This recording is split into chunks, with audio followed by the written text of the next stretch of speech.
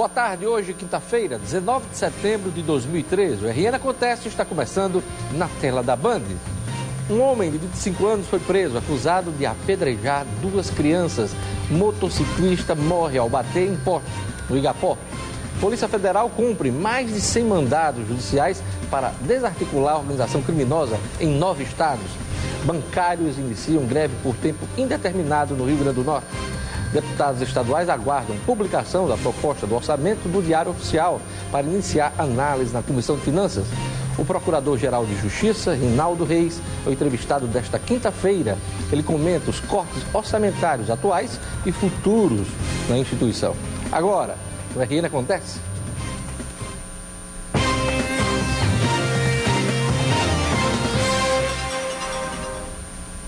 No Vale Dourado, na zona norte de Natal, um homem de 25 anos foi preso acusado de apedrejar duas crianças. Foi notícia aqui ontem no RN Acontece. A mãe também foi agredida. A reportagem é de Sérgio Santos.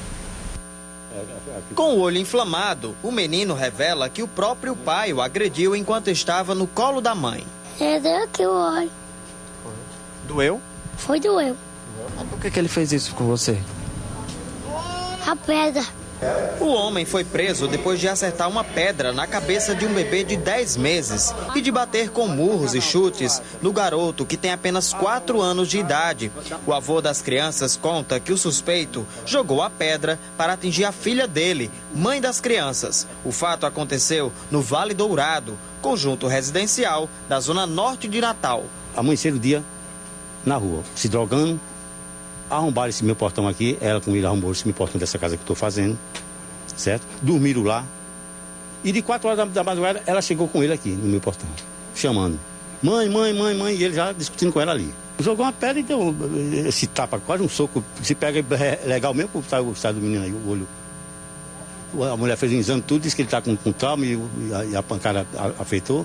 E a minha netinha está lá, ninguém só Deus sabe. Na cadeia, João Maria Ferreira dos Santos Júnior, de 25 anos, afirmou que estava drogado quando brigou com a mulher, mas se defende das acusações. A própria mãe que fez isso, ela botou a laranjeira para cima de mim. Agora é o inferno do pai dela querendo me complicar porque ele quer ver eu preso. As duas crianças foram levadas ao hospital e agora passam bem. O caso mais grave é do bebê de 10 meses, que sofreu uma pedrada na região frontal da cabeça e ainda está internada. Júnior Pezão, como suspeito é conhecido, será autuado por ameaça e lesão corporal.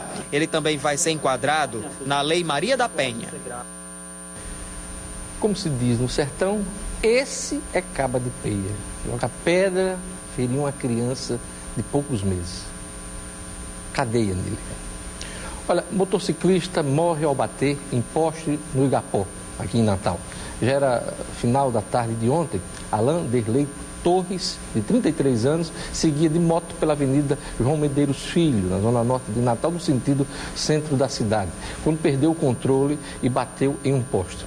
Apesar de estar usando capacete no momento do acidente, a violência do choque causou politraumatismo em Alain Torres e ele não resistiu aos ferimentos. Outra ocorrência policial, hein? Prenderam Valdirene. Pois é, Valdirene. Mas não é a Valdirene da novela das 9, não.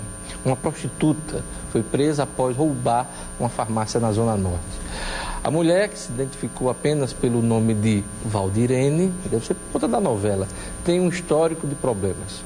Ela, que já foi agredida pelo companheiro, com 28 facadas por ciúme, também já esfaqueou outra prostituta na disputa por um ponto e, segundo a polícia, agencia os programas da própria filha. Pois bem, Valdirene aqui de Natal, foi presa na manhã de ontem por policiais militares do 4º Batalhão após roubar itens de perfumaria da farmácia na Zona Norte de Natal.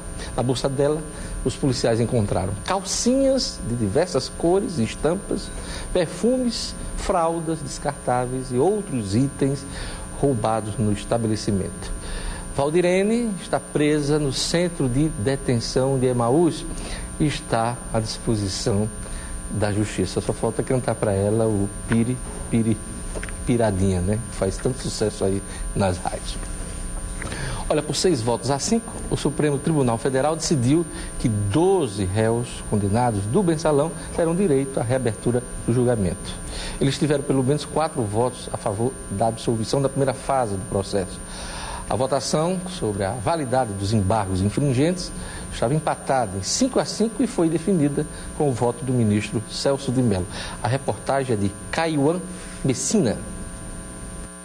Logo na abertura dos trabalhos, Celso de Mello já deu o recado. Julgamentos do Supremo Tribunal Federal, para que sejam imparciais, para que sejam isentos, para que sejam independentes, não podem expor-se a pressões externas, como aquelas resultantes do clamor popular. Ninguém, absolutamente ninguém, pode ser privado, ainda que se revele antagônico ao sentimento da coletividade. E depois de um longo voto de cerca de 2 horas, Celso de Mello aceitou um novo julgamento para 12 dos 25 réus. Com o Supremo dividido, alguns ministros classificaram a decisão como uma aula de direito. Outros disseram que foi uma porta aberta à impunidade.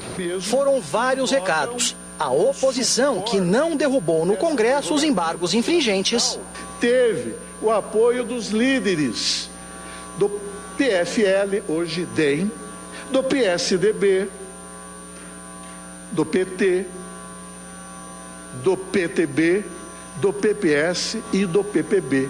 A rigor, o único líder partidário que votou contra foi do PDT.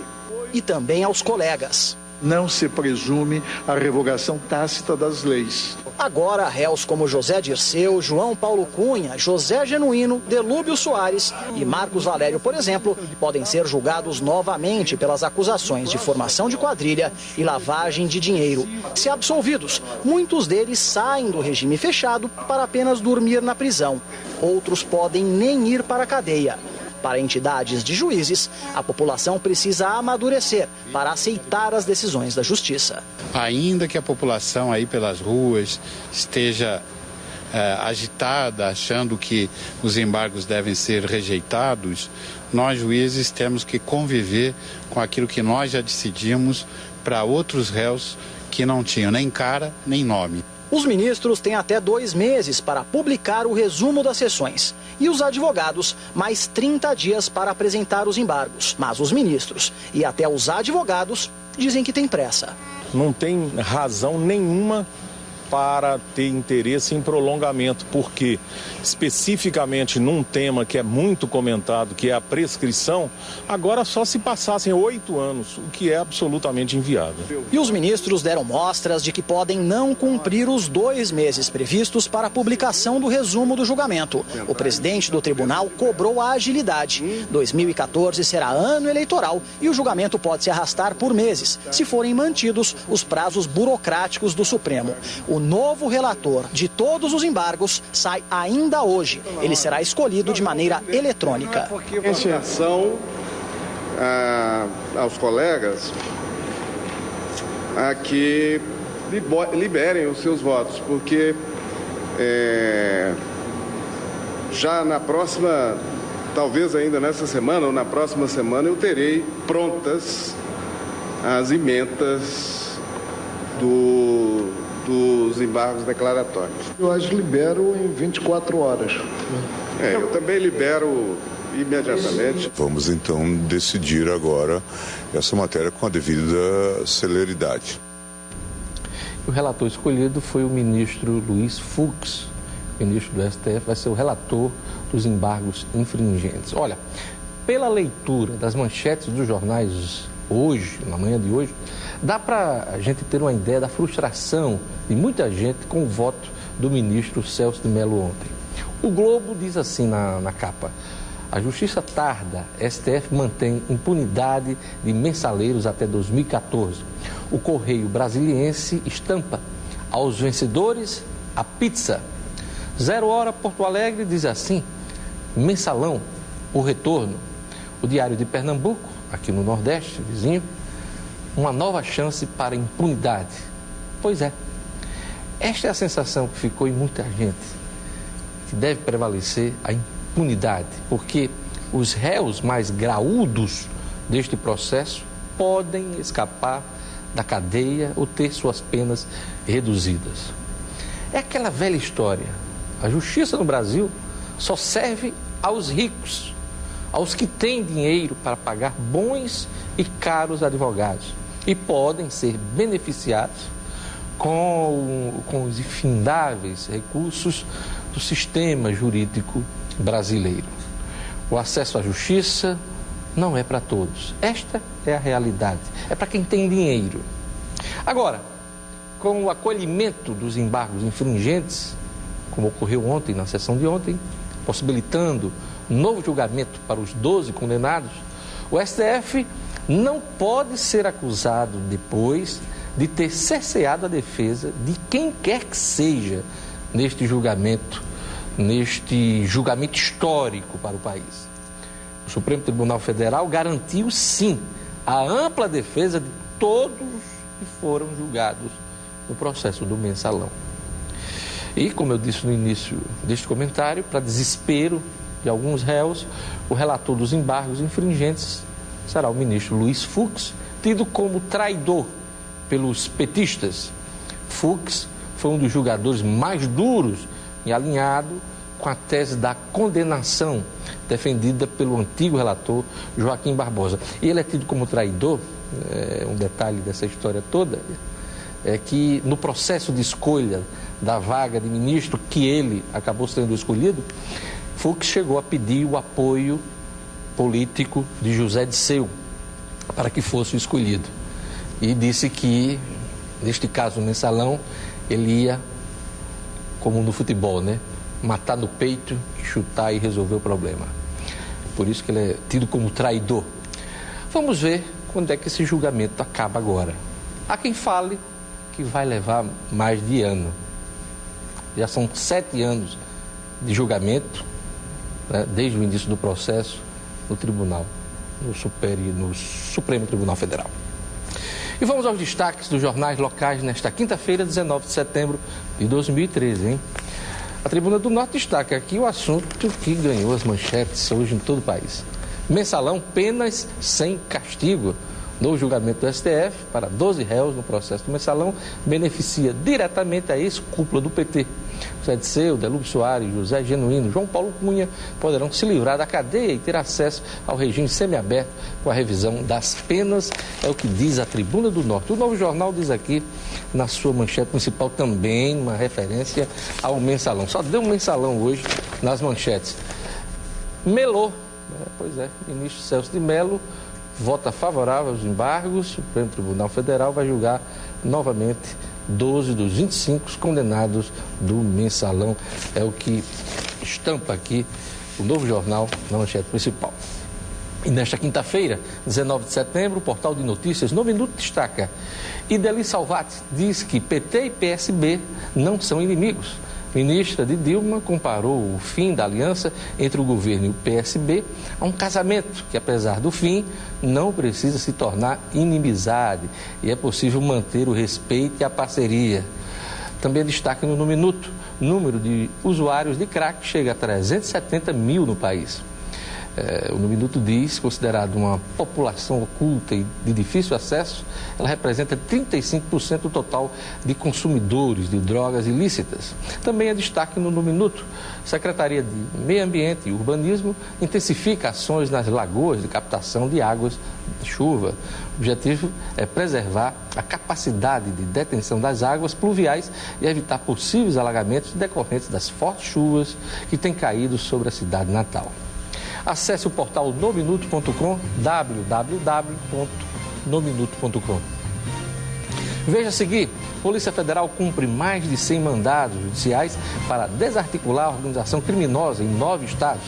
Bancários iniciam greve por tempo indeterminado no Rio Grande do Norte e também em outros estados do país. Eu volto em instantes com o RN Acontece.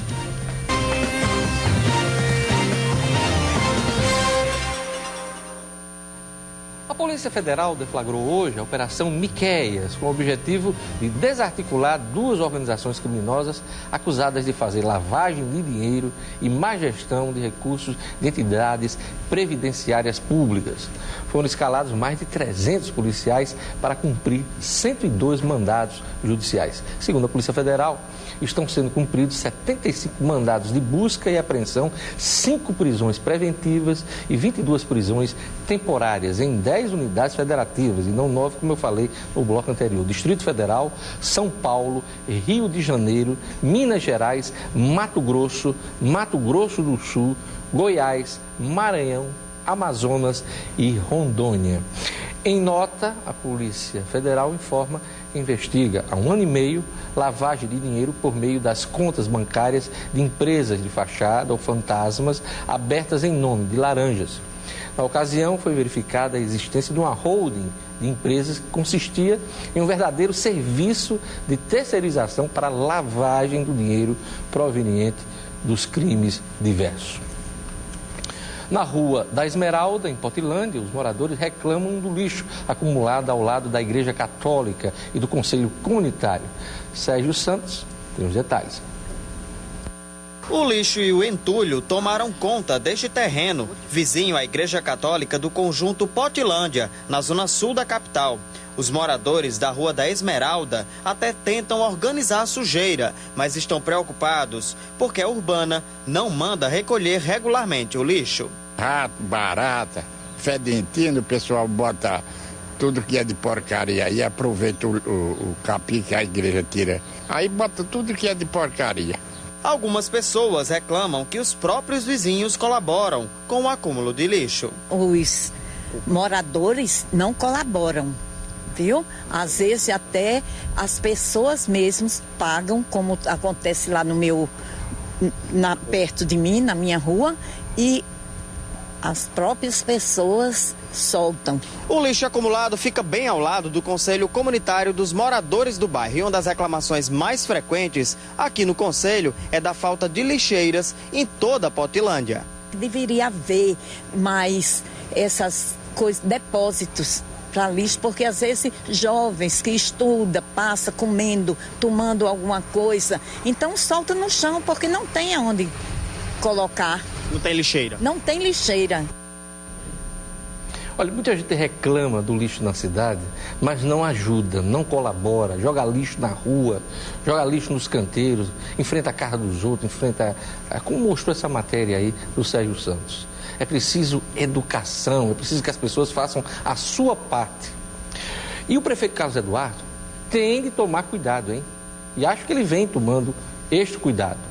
A cidade não pode voltar aos tempos do lixo que marcou a gestão da borboleta Micarla de Souza, de tenebrosa memória. As cenas lamentáveis do ano passado, com o lixo nos canteiros, nas rotatórias da cidade e nas ruas e avenidas, essas cenas não podem se repetir. Aquilo foi uma vergonha para o natalense em cadeia nacional, e o natalense merece respeito. A coleta de lixo em Natal tem de funcionar. Sabe por quê? Porque milhões de reais são investidos neste sistema de coleta de lixo. E a gente não pode ficar com a sensação de que esse dinheiro está sendo jogado no lixo ou no bolso de algum vagabundo. Olho no lixo, prefeito. Em todo o Brasil, história de crianças cardiopatas comovem, principalmente pela superação. Um desses personagens, com história, com final feliz, está aqui no Rio Grande do Norte. Você vai conhecer agora a história de Paulo Henrique. A reportagem é de Rayane Guedes. Paulo Henrique tem 10 meses de vida e já superou mais dificuldades e barreiras que muita gente por aí. Ele nasceu sem o ventrículo esquerdo do coração e com menos de 1 dia de vida, deu um susto daqueles na mamãe Adriana. À noite, ele começou a chorar, eu pensei que era cólica. Levei ele para o médico, quando eu cheguei lá, o rapaz fazendo a ficha, disse, ele é moreno? Não, ele é branco. Quando eu olhei, ele estava todo roxo e não estava mais chorando. A solução para conseguir fazer o pequeno Paulo sobreviver veio de uma cirurgia inédita no Rio Grande do Norte. Disse assim que Ia fazer com amor e carinho, mas que não me garantia nada. Ele tinha 1% só de chance de viver. Hoje, a Adriana carrega o filho saudável nos braços. Com a ajuda de uma associação, Paulo teve acesso a todos os exames necessários e conseguiu realizar em São Paulo uma cirurgia que corrigiu definitivamente o problema. O final feliz da história de Paulo Henrique, no entanto, é um resultado raro. No Brasil, nascem por ano cerca de 21 mil crianças cardiopatas e menos de 40% delas conseguem direito à assistência. Um índice que piora ainda mais na região Nordeste, onde menos de 25% conseguem sobreviver. Com uma doença grave, a gente provou que quando é oportunizado a chance, o tratamento, dá a possibilidade de cura, é possível curar essas crianças, porque estatisticamente, se a criança cardiopata ela receber o tratamento adequado, 90% vai chegar à vida adulta. É o caso de Rebeca, que já soma 7 meses de vida aguardando para realizar uma cirurgia cardíaca. Ela tem 5 problemas de má formação no coração. Exame tudo, graças a Deus, por aqui pela casa, porque eu nem tenho condição de fazer tudo, né? Nicássia levou um susto muito parecido quando Lívia chegou ao mundo. A terceira filha da dona de casa nasceu com 3 tumores no coração. Há um mês, elas aguardam nesta casa de assistência a evolução do problema. Ela se emociona em pensar que o futuro da filha poderia ter sido bem diferente. Não tem médico para tratar disso, não. Só tem médico mesmo para esse negócio, febre, essas coisas. Não tem de coração, já que me botaram para cá para Natal. É isso aí, a gente fica feliz com a história do Paulo Henrique e deseja sorte à pequena Rebeca e também à Lívia, né? Para que elas possam também resolver seus problemas de saúde e ter uma vida repleta de alegrias e de realizações. É o que eu desejo daqui.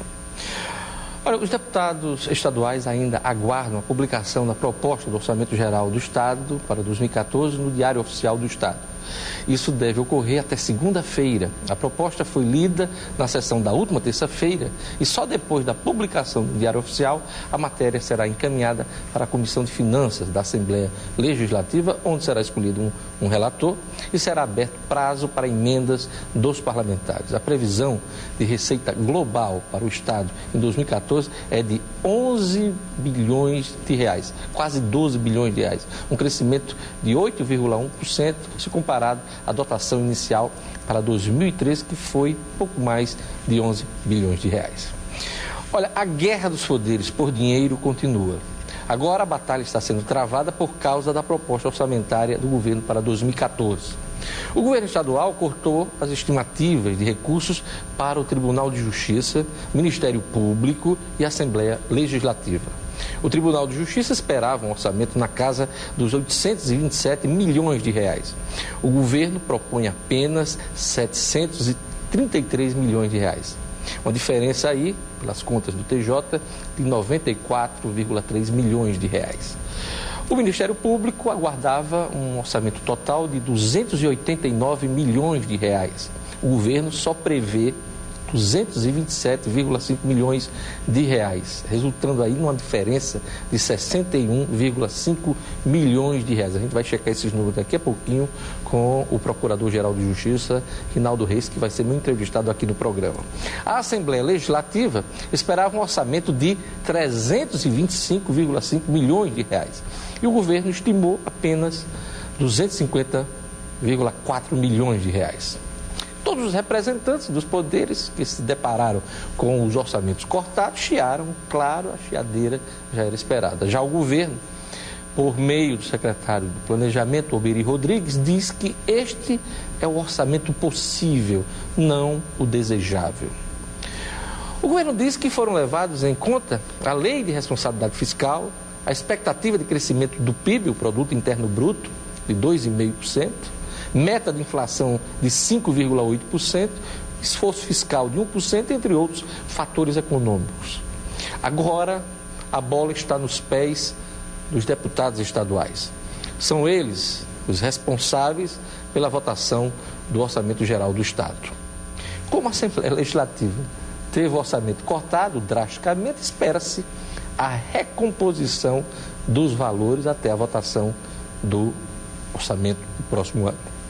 Aliás, a impressão que ficou em mim e em algumas pessoas é que o governo jogou os valores no chão para aguardar a negociação com os representantes dos demais poderes. É aquela história, né? Você vai vender um carro, o camarada desdenha, né? Diz que, tal, para ver se consegue comprar num preço melhor, negociar melhor. Mais ou menos isso. O desembargador Adécio Silvino, presidente do TJ, e o procurador Rinaldo Reis, procurador de Justiça, apostam todas as fichas nos deputados, nos senhores deputados. Já Rosalba Ciarline não tem muito o que esperar do parlamento. Sua base política está esfacelada. A não ser um discurso aqui isolado do líder Getúlio Rego ou do deputado Zé Adécio, ambos do Democratas, partido da governadora, não há quem se atreva a defender a gestão de Rosalba Ciarline. Ela está jogada à própria sorte na Assembleia Legislativa. Politicamente fraca, ela, Rosalba, será obrigada a negociar. É aquela história, ou dá ou desce. Os bancários do Rio Grande do Norte decidiram iniciar a greve por tempo indeterminado a partir desta quinta-feira. O movimento é nacional. Mais detalhes com o repórter Sérgio Santos. A greve acontece principalmente nos bancos públicos, mas também atinge agências de bancos privados. A decisão pela paralisação foi tomada ontem à noite em uma assembleia realizada pelo Sindicato dos Bancários do Rio Grande do Norte. A entidade potiguar pede um reajuste salarial de 22%, conforme a orientação da Frente Nacional de Oposição Bancária. O reajuste oferecido pelos bancos de 6,1% foi rejeitado. Por isso, a greve começa hoje por tempo indeterminado. Sérgio Henrique Santos para o RN Acontece. Agora eu quero falar com você que quer conquistar a liderança e o sucesso profissional. A UNP está oferecendo mais de 30 cursos de pós-graduação com início imediato. Está pensando que é difícil? Não. Com a promoção da UNP é mais fácil do que parece. Quem fizer a matrícula agora ganha 50% de desconto e mais 50% de desconto nas mensalidades. É só fazer a matrícula até o final de setembro, hein? E você ganha. Repetindo, faça sua matrícula até setembro e ganhe 50% de desconto e mais 50% de desconto nas mensalidades. Dê esse passo para o seu sucesso e garanta a sua vaga no mercado de trabalho. Faça uma pós-graduação, melhor estrutura, professores renomados e proposta de ensino diferenciada. Acesse pós.unp.br e confira os mais de 30 cursos com início imediato e faça já sua matrícula, hein? Pois é. Mais informações, 3215 1234. Eu vou repetir, 3215 1234. Pós-graduação UNP, conhecimento que forma líderes. No próximo bloco, eu vou entrevistar o Procurador-Geral de Justiça, Rinaldo Reis. O Ministério Público reage aos cortes do governo no orçamento da instituição. Eu volto em instantes.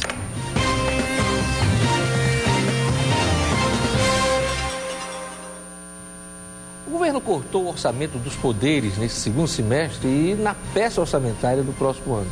Isso tem provocado reações dos representantes dos poderes, constituídos aqui no Rio Grande do Norte. Meu convidado hoje é o Procurador-Geral de Justiça, Rinaldo Reis. Boa tarde, procurador. Boa tarde, Jorge. São duas coisas, mas elas estão ligadas. Uma é o orçamento deste ano, que já teve aquele corte estabelecido de 10,74%, o orçamento em execução, mas a peça orçamentária do ano que vem já prevê aí uma estimativa menor das expectativas das instituições. Os números do Ministério Público. Bom, na verdade, a gente está travando uma luta com o governo já faz algum tempo. E uma luta até desnecessária, porque acho que muito disso nós poderíamos evitar através do diálogo, que lamentavelmente tem sido bastante custoso, praticamente não tem havido. Mas nós, de um orçamento que nós tínhamos este ano, de 237 milhões de reais com recurso do Tesouro Nacional, houve um corte aí de 25 milhões de reais, baixado arbitrariamente, sem qualquer diálogo por parte do governo, imposto não só ao Ministério Público, mas também aos demais, o corte de 10,7%. Estamos na luta pela recomposição disso aí. Hoje está no Supremo Tribunal Federal, o assunto está para ser resolvido lá. Foi judicializado, né? Foi judicializado. Aqui já subiu para o STJ, né? Isso, o STF, o Supremo Tribunal Federal. E aí estamos aguardando que o Supremo Tribunal Federal determine a recomposição, ainda que com um pequeno corte, que nós entendemos que é devido e que aceitamos. Mas nós não podemos aceitar o valor que foi imposto arbitrariamente. Procurador Rinaldo Reis, nessa questão do corte arbitrário, eu tive a oportunidade de entrevistar o secretário Uberi, e ele, a imprensa, ele disse que não faltou diálogo entre o governo e os poderes, que a situação financeira do Estado, as dificuldades e a necessidade dos cortes já tinham sido discutidos com os representantes dos poderes. O que é que o senhor tem a dizer? Não houve diálogo, Diógenes, porque houve tão somente, previamente ao corte que foi feito no nosso orçamento, houve apenas um breve comunicado da governadora, numa reunião com a gente, numa reunião que eu participei, em que ela apenas informou que ia ser necessário um ajuste. E eu prontamente me dispus a conversar sobre esse ajuste, né? Nós estamos atentos à realidade do nosso Estado. Ela não revelou o tamanho do corte? Não, nem o tamanho do corte, nem a metodologia, que inclusive a metodologia ainda hoje a gente, apesar de já termos insistido para que fossem abertos esses números, não se sabe como o secretário Uberi a governadora, chegou a uma estimativa de corte de frustração de receita de mais de 600 milhões de reais. De onde vem esse número?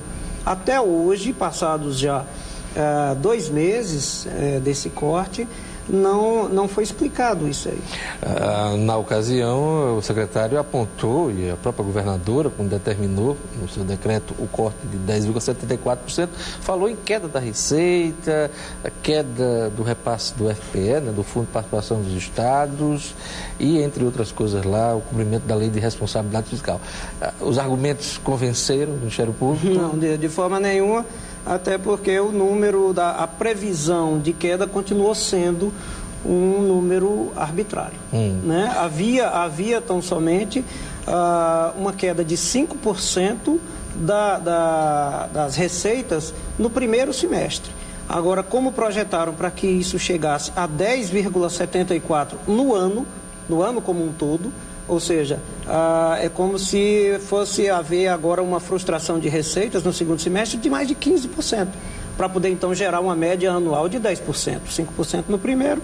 Né? Na opinião do senhor, está faltando transparência, então, o governo na apresentação desses dados e números? Nós temos insistido por isso, mas lamentavelmente não tem havido. Infelizmente tem sido impostos esses cortes dessa maneira, e o nosso diálogo, que na verdade não é diálogo, tem sido na justiça. E isso é ruim. Para agravar essa crise, né, esse impasse, tem aí a peça orçamentária aí prevendo aí uma queda na estimativa, inclusive nos números que vocês estão praticando esse ano. É verdade. O que é que o senhor tem a dizer a respeito dessa peça orçamentária? Você vê, Diógenes, que o governo projeta um crescimento de mais ou menos 8%. 8,1%. Isso, para o próximo ano. E, paralelo a isso, ele projeta uma diminuição do nosso orçamento de 6,5% em relação a este ano. Quer dizer, o Estado vai ter um aumento previsto pelo próprio governo. O Estado vai ter um aumento na sua arrecadação como um todo, mas o Ministério Público e as demais instituições que têm orçamentos também constitucionalmente independentes, vão ter uma diminuição nos seus orçamentos de 6,5%. A expectativa dos senhores, se eu me lembro aqui de cabeça, era 289 milhões de reais. Essa é a projeção que vocês estavam fazendo. Com recurso do Tesouro Nacional, 283 milhões de reais. E o que é que está previsto? 221 milhões de reais. Né? Então é uma quebra já, se eu não me engano, da ordem de 60 milhões de reais, né? Isso. E menor do que o orçamento deste ano, que foi de 237 milhões de reais com recursos do Tesouro Nacional. Aí eu lhe pergunto, dá para recompor isso nas negociações com os deputados estaduais até a votação da proposta em dezembro, procurador? Eu quero crer que sim. Eu quero crer que a Assembleia Legislativa vai analisar isso aí, Diógenes, assim, com bastante atenção, né? E vai ver que realmente não é possível impor um orçamento desses, menor do que o orçamento até deste ano, impor a todas as instituições um orçamento que vai nos causar profundas dificuldades.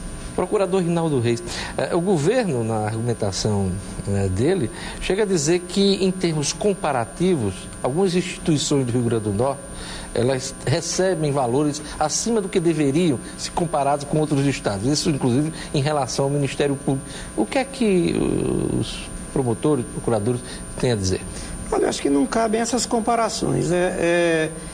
Hoje, por exemplo, em termos de proventos, em termos de subsídios dos membros, isso está uma coisa só no Brasil inteiro. Todos estão... Está um pouco nivelado, equiparado. Está totalmente nivelado. Está totalmente nivelado porque a gente obedece hoje a percentuais do Supremo Tribunal Federal, do que ganha o ministro do Supremo Tribunal Federal. Então, a realidade remuneratória é uma só hoje no país como um todo. Os nossos servidores, eles têm até uma média remuneratória um pouco mais baixa do que das demais regiões do país. Mas tirando essa parte de folha, tal, em termos de investimentos, gastos com serviços da própria nós temos uma máquina enxuta, a nossa administração ela é enxuta, e nós estamos promovendo ainda mais alguns enxugamentos. Isso aí é um desafio nosso, e nós já estamos fazendo nesta gestão que começamos há cerca de 3 meses.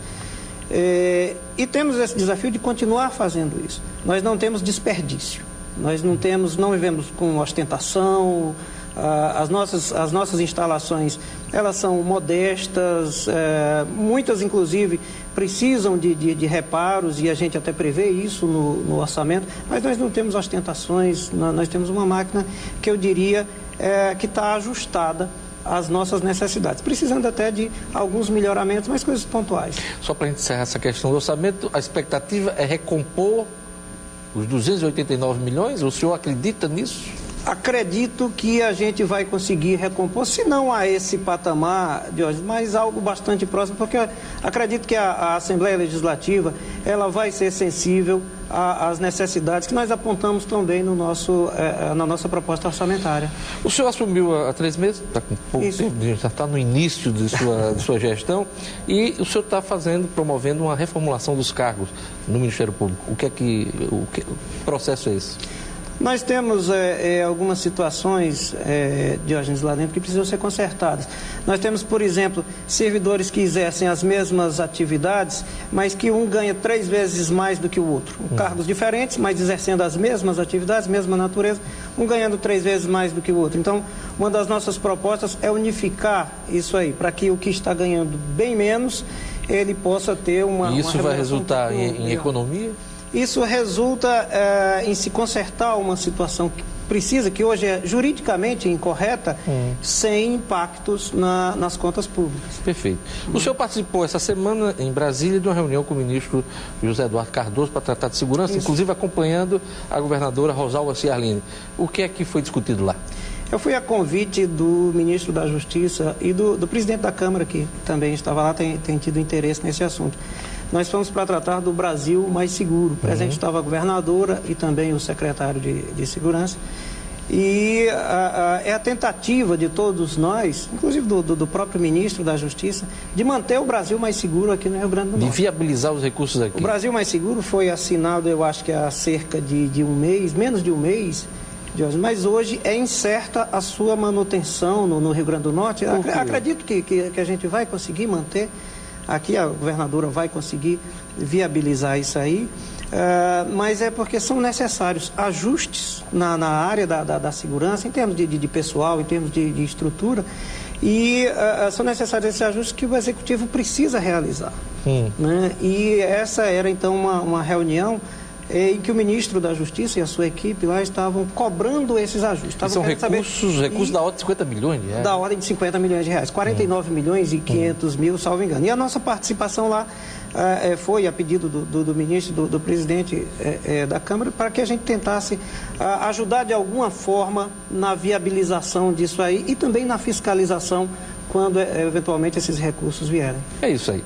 Eu conversei com o Procurador-Geral de Justiça do Estado, Rinaldo Reis. Rinaldo, muito obrigado por sua presença aqui no nosso programa. Eu é que agradeço, Jorge. Boa sorte na sua luta aí, viu? Muito obrigado. Preciso. O RN Acontece vai ficando por aqui. Assista a reprise logo mais no portal nominuto.com. Eu gostaria de mandar um abraço hoje para a jornalista Sayonara Alves, da TV Assembleia. Um abraço também para o empresário Fabiano Vargas, da Auto Online. Um abraço também para o empreendedor e palestrante de sucesso, Jussier Ramalho. Turma que acompanha nosso noticiário. Obrigado pela audiência. Eu espero você amanhã aqui na Band. Fique agora com Band Mulher, Priscila Freire. Até amanhã.